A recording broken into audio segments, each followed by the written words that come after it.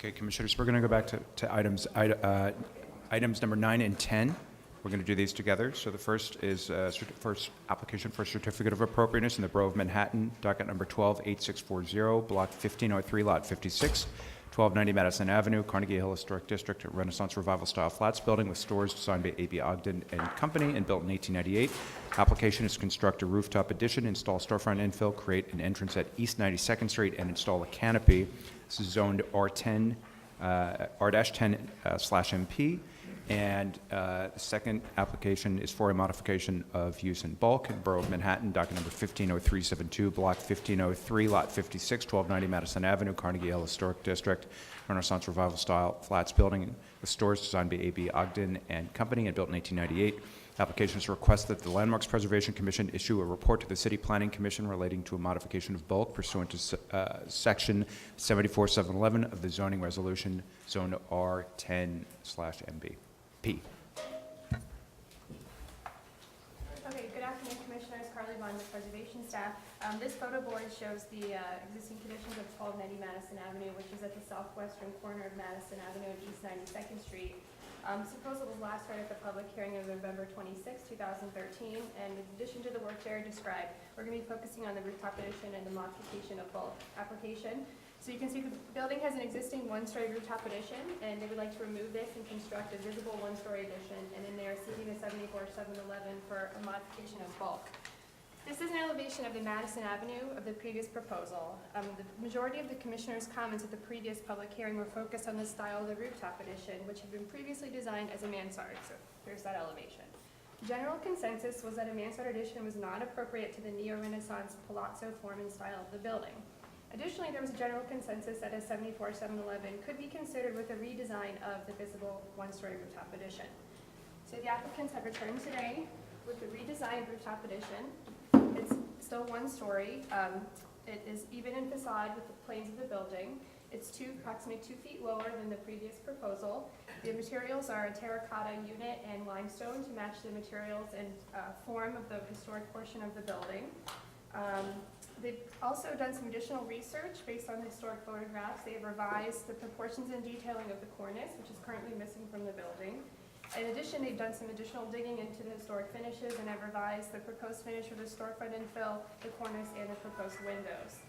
The remainder of the scope of work remains unchanged because there were no comments on that, but just to recap, modification of the entrances to have barrier-free access, the installation of a canopy on the East 92nd Street facade, which we will show you, in addition to full facade restoration and new storefront infill based on some historic fabric and, again, historic photographs. And Paige Cowie will take you through the pages.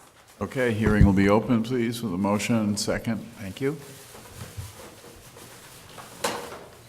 Thanks very much. Paige Cowie, architect for the project, representing Carnegie Hill Properties. It took us some time to come back to you because we were looking at what would be appropriate as a way of extending the building. Because the zoning has a street wall that needs to be kept flush, we started literally by looking at attic stories over neoclassical type buildings. Also buildings that had either lost their cornices or buildings that had grown within the district with additional floors added. So our first study really was looking at the neighborhood. Do I have the context for that? It's the fourth. And we started hearing about the issue of when you try to add a hat onto a building that didn't have one, ways in which we can satisfy the zoning, which in this case must be a full floor and also must be contiguous with the street wall. So what we looked at, of course, the buildings nearby, the Hotel Wales, is a good example of something that had been added with another attic story and then in the distance a third level as well. So we decided that the best thing to do was keep it plainer, keep it simpler, use the same materials. Working with the staff, we explored different types of materials for that upper level and came up with a much simpler palette. We also returned to the building to look more closely. The terracotta is in fact quite white. The terracotta, the brick, excuse me, is also a terracotta. It's actually not brick, so that has the same sort of texture. So we decided to continue that up.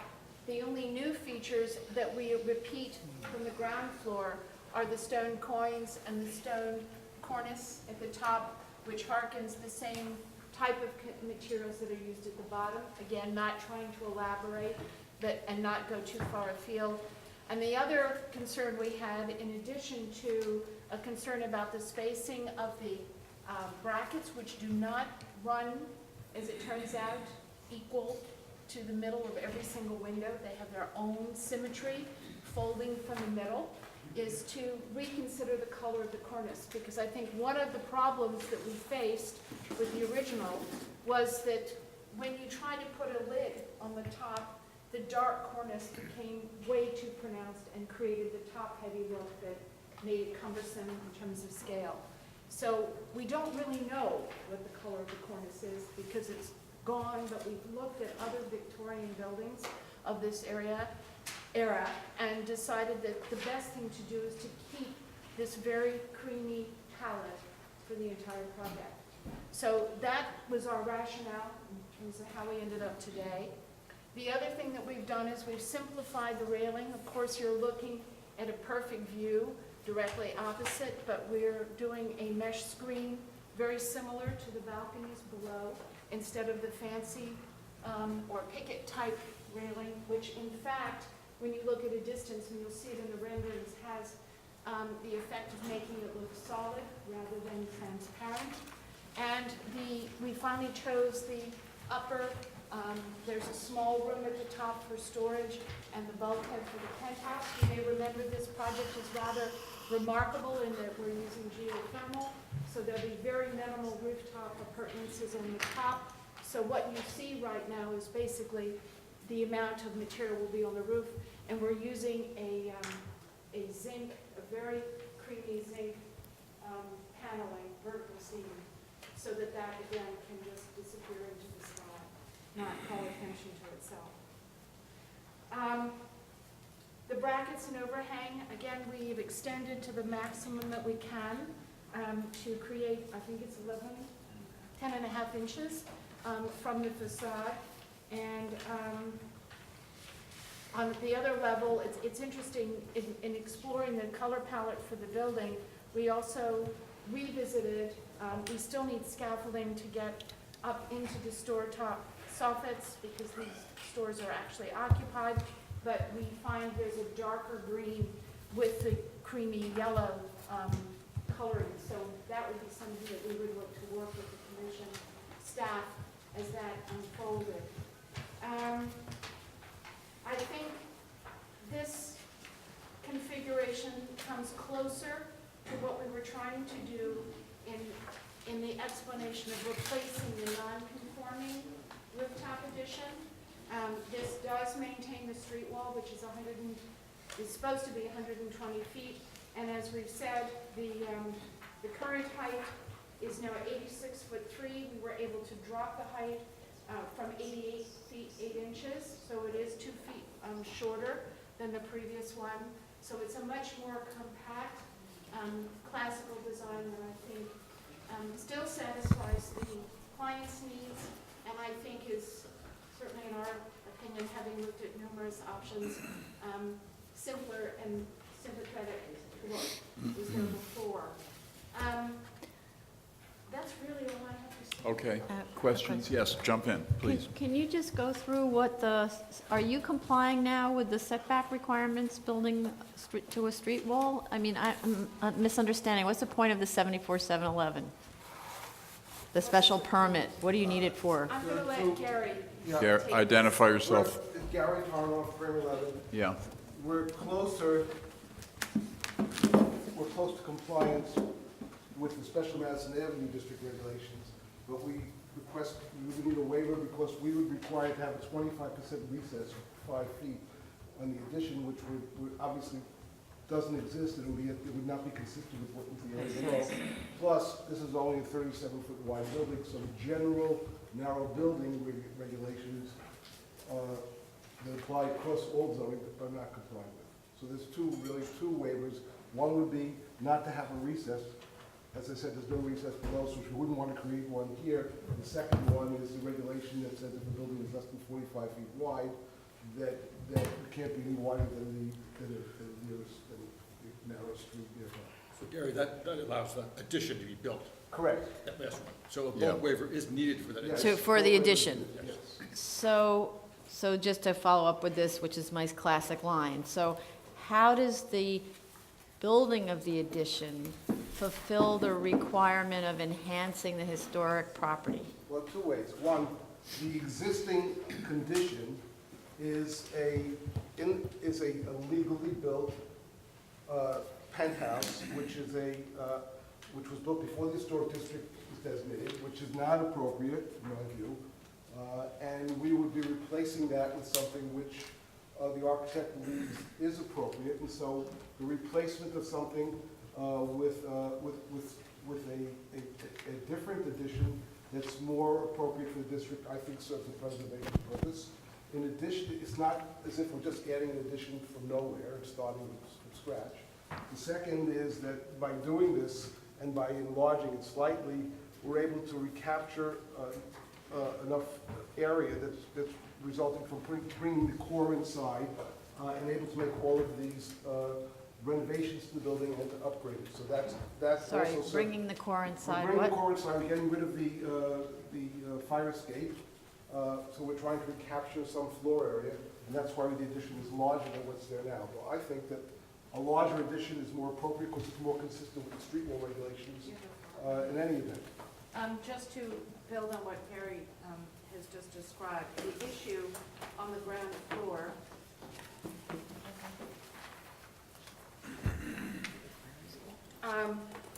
we have fire escapes currently on both sides and a non-fire rated corridor in the building. What we're doing, because the owner, one thing, and I apologize, this sounds like a shaggy dog explanation, but one scope of work helps another.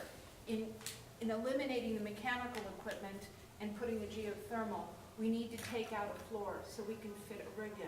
It turns out we also need to take out the flooring for two reasons. One, it's a combustible Class 2 building, and we need to bring it up to a current fire-rated non-combustible structure. And the decision to take the internal egress stairs internally and put a code-compliant stretcher-sized lift in there, because right now the lift is casket-sized vertically. One person can get in it. It's very early. Who cares So, which way you face?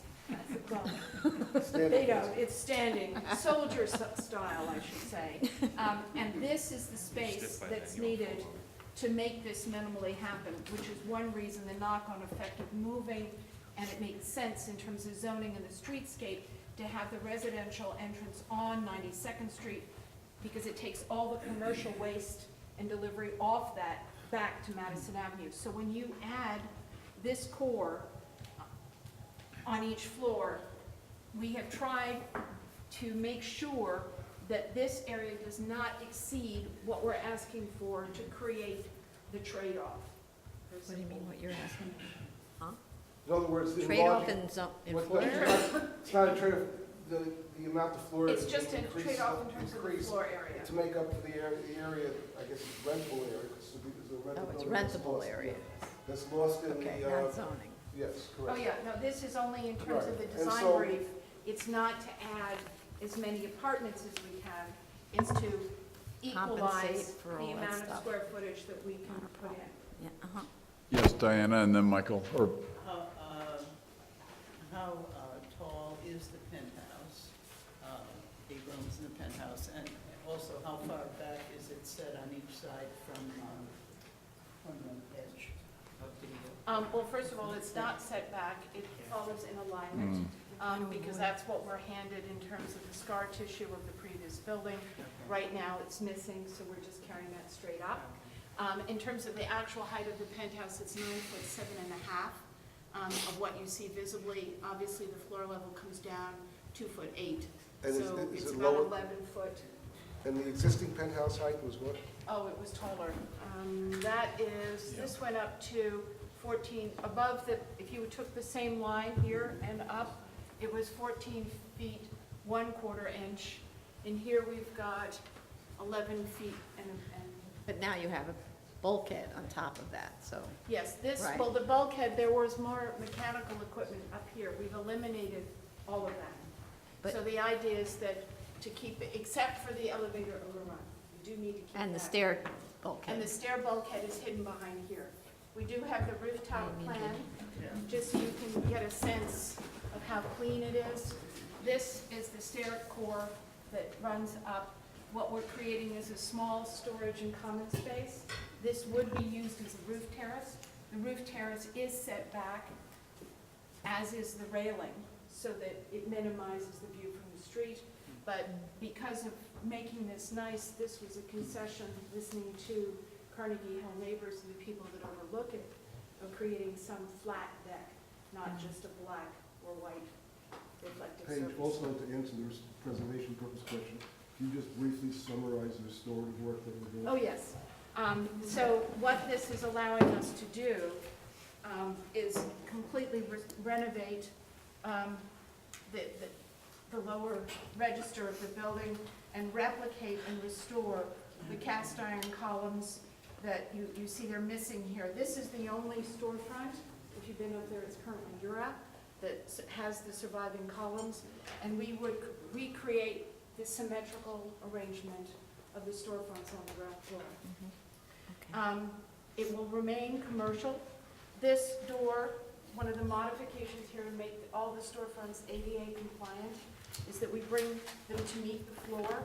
So this door here, all we're doing is making them longer. So we're elongating the door but not changing the proportions on either side.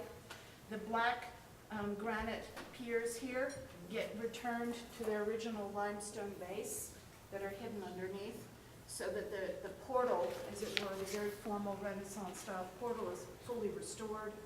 And then we are repointing and replacing in limestone. It's a variegated limestone, but we have good sources to match. The other important issue that's been long forgotten is this is a service entrance that, if you do look at the section of the building, cuts down to access to the basement level. We're actually restoring that gate in its entirety, and that will be the new service entrance for the restaurant and the move-in entrance for the apartment building. On the side, Michael Devonshire has a question. oh, sorry. Yeah. Could we jump back up to the roof for 1 Sure. second? Could you explain the rationale or requirements for the reasoning for the reduction in the overhang of the cornice? That is limited by the New York City building. Totally. Totally. No, 10.5 inches. There's a Required trick, by and- building, and DOB. What I would offer, Because it was You one of your, could get that weight. oh, yeah, it was a lovely Need to go to sailing BSA for Can't you do a that. sunshade, can't you do a sunshade thing now? Well, what we can do, and this would be Yes. something working at staff level, is that one can recess pieces of it, the panels inside, coming in, and that would have the effect of creating a deeper shadow line, so the brackets are more pronounced. I We've already done that. sketched that out in my solution for you. But, Why, thank you. you're very welcome, but where are the sills of those windows, the new windows? The windowsills, they sit on there will be a piece Yeah, of, but how far above the existing, of the new floor? how far I mean, above? 30 inches? Yeah, 40 a section. inches? It's probably about 5.5 inches, because we have to, what we're gonna do is use a piece of limestone that would be curved. No, the sill of those windows is in relation to the new floor. How Oh. far above the floor level? How far above the floor? It's about a foot and a half. Oh, so they come down very low. Yes, they do. And that's a factor of trying to suppress, we're absolutely on the money How does with the what the sunshade code will requirements in terms of How does heights the and sunshade will protections, work? so that we can keep that attic story as minimal as possible. If you don't, it starts to get too big and it looks like not an attic level when you think of a palazzo with its catwalk. Okay, questions, further questions? Yes. Follow that point is, so it's not possible to build back what was there in terms of size and height. I think something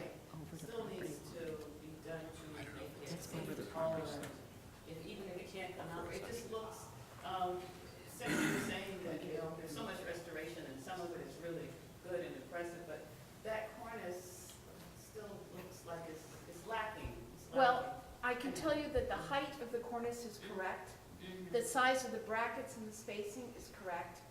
The only difference is that this would have, can I draw my own drawing? Yeah.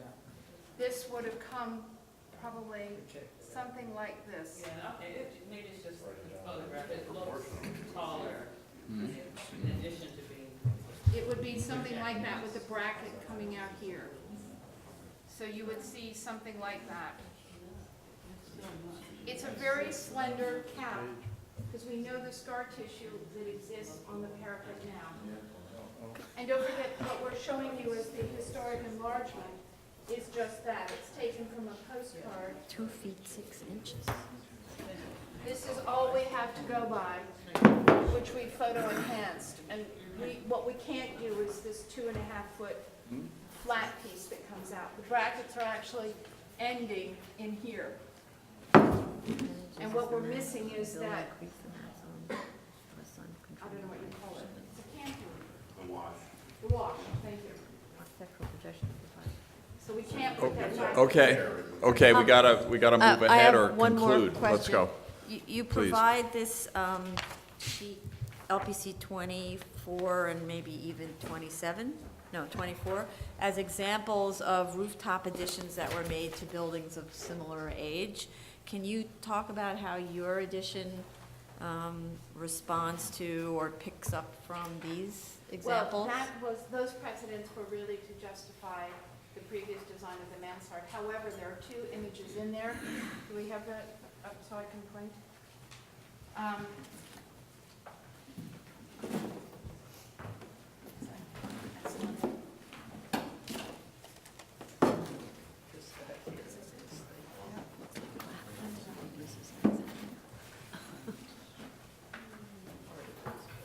Here. Which part's the addition? We looked at a variety of different, this was then, not now, but at the time when we came to the decision about the mansard, these were buildings designated and not designated that either had a wedding cake kind of tiered look, you had the complete repetition, you had extensions of a building where they kept adding 2 or 3 times.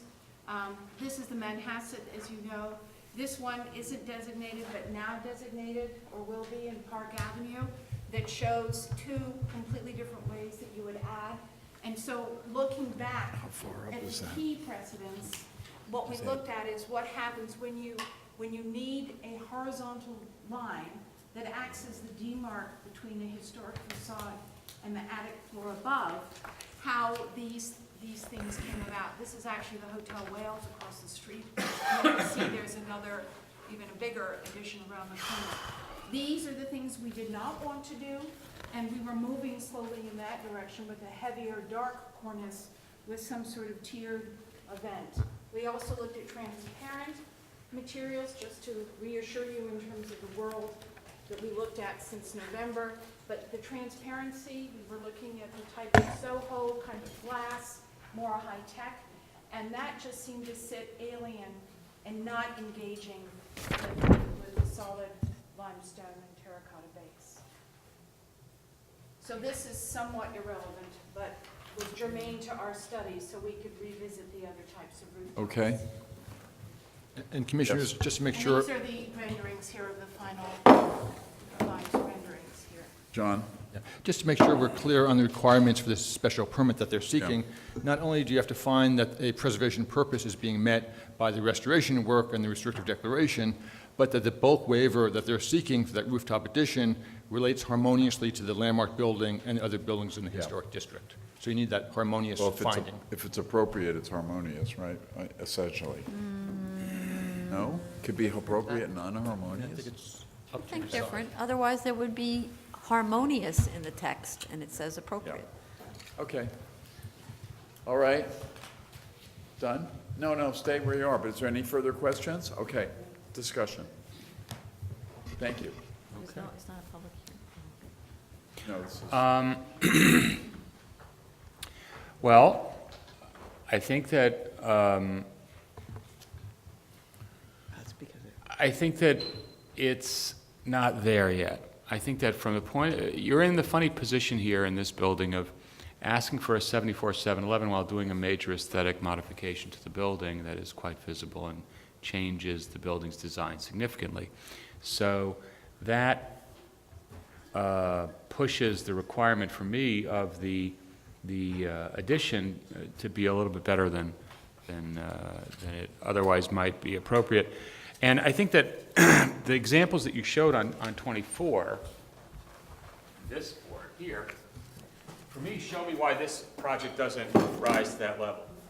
If you look at this one, or that one, or even that one, whenever there's a strong cornice and you're extending above that cornice, the element above the cornice has a lightness and an implied toppiness that is conveyed either by arches or by columns or by some form of texturing that indicates that this thing that's sitting on top wasn't just put on in the 1960s because we got a tax write-off or something. It was done purposefully and in an effort to integrate with the design below. For me, the only aspect of this that really connects to what's below is the placement of the windows in line with those below and the sizing of the windows more or less in line with those below. But what you have here is a facade that is very articulated. You know, it has the two bays in the side, the center panel, then the symmetry around that more or less. And what happens is that on the top frieze band kind of erases those distinctions but has a very strong horizontal orientation with these terracotta rustication bands. And what happens on top is like we threw a couple of chiclets on the edges and called it a day. I just don't think that it's trying to tie in, and I don't think it can avoid doing so because of its placement. I think that the fact that it's not a mansard is a step in the right direction. I think you now have to go back to the examples and try to figure out how to make this building a proactive top to the building that enhances it and is a successful outgrowth of the building design below. I think that the other aspects of the project, the storefront modifications, are fine and are appropriate. I think even the canopy, though a little bit goofy and precious, I think is appropriate and acceptable. Yeah, I agree very much with those comments. I want to say that the images on LPC 24 are not irrelevant. They really are instructive. And for me, it's not just that the thing that's on the top, the addition that was made in all of those cases had a toppiness to them. They had some height and mass to them. Almost everyone we look at is at least 2, if not 3 stories. And actually, to their credit, the successful ones, you actually can't tell that they were an addition. They really look like they're a composed part of the entire architecture. And unfortunately, the only one that looks like it's an addition, and it is a very unfortunate version of that, is that Hotel Wales, where there was this one story thrown on top without a cornice, without anything. And so that's the one where I walk by it all the time and say, oh, lament, lament, I wish they hadn't done that. So we shouldn't be lamenting about an addition to this building. It's certainly not if it's going to qualify for a 74-711. I don't actually know what the solution is because I don't know that you can go much higher in terms of your FAR and all of that, but I would really want to see something where you do hearken to those times where an addition like that really enhances the proportions and the detailing of the original building. And I agree that the other proposed changes are fine, minimal.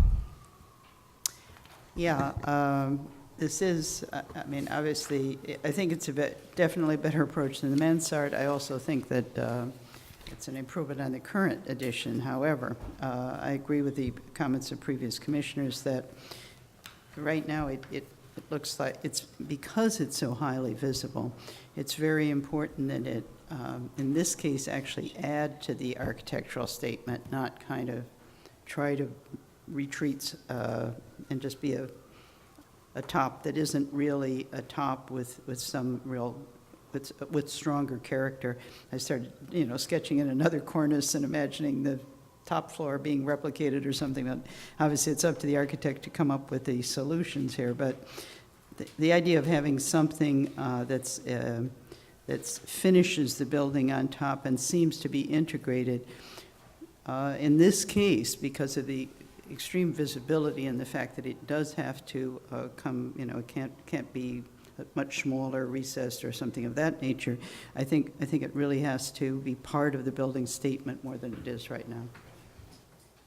I also agree that the top of this building does need a little bit more work. That it may be better than the Madison, and it may be better than what's there now, just maybe. But I think that there was a great opportunity if, in terms of design, it doesn't really try to be a natural top to what's there, rather than what I think it is now, which is kind of alien to the existing building. And I think it's possible to do this, and I think that maybe they just need to look at it a little harder. You just need DOT And to make sure that it is something that, not just in its own right, but as a part of, as an extension of the building, which really is. Okay. I've just returned from 10 days of studying Rome, the home of the great palazzos, and almost every palazzo that I saw in Rome, 100 or more at least, used this device to reconcile a top floor, an attic floor, let's call it.